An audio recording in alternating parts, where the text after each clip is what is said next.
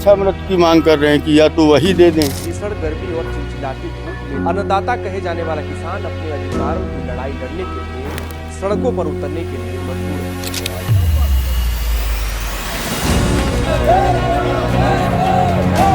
अगर सरकार और जिला प्रशासन न्याय देने में सक्षम नहीं है।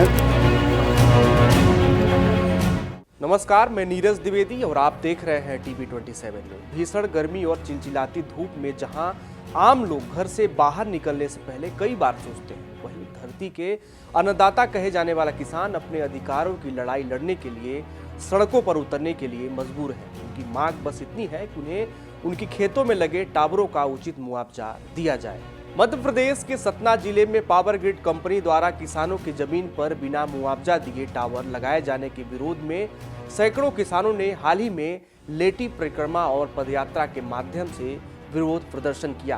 करीब 42 डिग्री सेल्सियस की तपती गर्मी में किसानों के हाथों में पोस्टर और बैनर लेकर नागौद थाना क्षेत्र के पौड़ी तिराहे से कलेक्ट्रेट तक पैदल मार्च किया।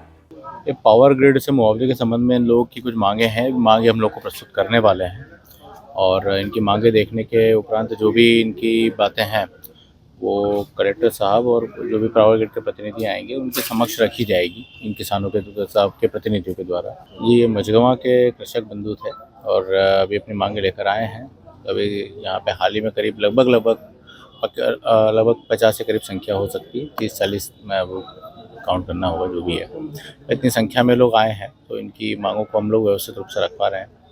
इस आंदोलन की शुरुआत महिला किसानों ने की, जिन्होंने जमीन पर लेटकर परिक्रमा करते हुए अपनी आवाज बुलंद की। किसानों का कहना है कि उन्हें न्यायालय के आदेश के अनुसार मुआवजा मिलना चाहिए। यदि सरकार, प्रशासन और संबंधित विभाग इसमें विफल रहते हैं तो वे राष्ट्रपति से इच्छा मृत्यु की अनुमति मांगने को मजबूर हो जाएंगे।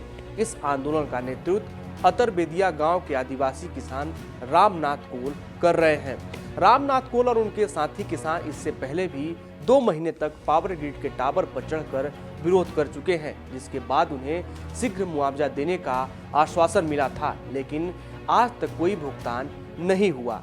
पीड़ित तो करीब 10,000 किसान हैं जिले में और 500-700 किसान लगातार लड़ भी रहे हैं, जो हर स्तर से लड़ रहे हैं। आज कहाँ से आप लोग पैदल यात्रा पे ये हम लोग ये जो रामनाथ कोल जी हैं, जो रिस्पोंडेंट रहे हाई कोर्ट वाले मामले में, उनके गांव पिथौरावाद से और यहाँ तक आए। किस तरीके से आए आप लोग? हम लोग परिक्रमा करते हुए आए। परिक्रमा कैसे की आप लोगों ने? जैसे लेट करके परिक्रमा। देवी जी मंदिर में जी जैसे मंदिरों में करते? जी। इच्छा मृत्यु की हुई आप लोग? इच्छा मृत्यु की कि भाई अगर हाई कोर्ट के आदेश के बाद भी अगर सरकार और जिला प्रशासन न्याय देने में सक्षम नहीं है तो माननीय राष्ट्रपति महोदया से इच्छा मृत्यु की मांग कर रहे हैं कि या तो वही दे दें।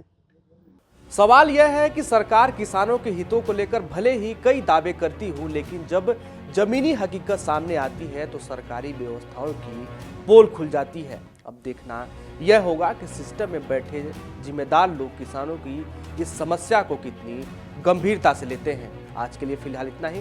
देश, दुनिया और अपने आसपास की तमाम खबरों के लिए देखते रहिए टीवी 27 न्यूज। इच्छा मृत्यु की मांग कर रहे हैं कि या तो वही दे दें। भीषण गर्मी और चिलचिलाती धूप में अन्नदाता कहे जाने वाला किसान अपने अधिकारों की लड़ाई लड़ने के लिए सड़कों पर उतरने के लिए मजबूर है।